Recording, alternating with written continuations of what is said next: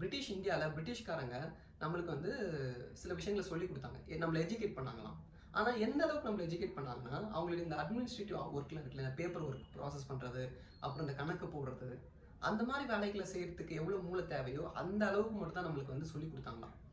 நம்மளை வந்து ஒரு திங்கராகவோ, ஒரு லீடராகவோ, ஒரு கிரியேட்டராகவோ, அதாவது புது விஷயத்தை செய்யக்கூடிய ஒரு யோசிக்கிற தன்மையோ வந்து அவங்க சொல்லித்தரல.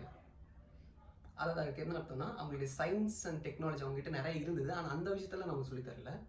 என்ன மினிமலாக அவங்க வேலையை செய்யறதுக்கு என்ன தேவையோ அதை மட்டும் தான் சொல்லி கொடுத்தாங்க.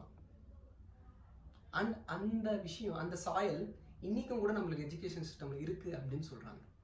என்னால் அதை ஒத்துக்கவே முடியல.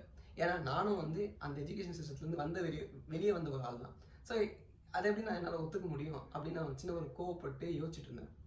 அப்படி பண்ணும்போது நான் என்னுடைய ஃபீல்டு, அதாவது இன்ஜினியரிங் ஃபீல்டில் அது உண்மையில் நடந்திருக்கா அப்படின்னு சொல்லி பார்க்க ஆரம்பித்தா, ஒரு வருத்தமான விஷயம் எனக்கு என்ன தெரிய வந்ததுன்னா, அது ஓரளவுக்கு உண்மை தான். அவங்க சொன்ன அந்த விஷயம் உண்மை தான். இன்னைக்கு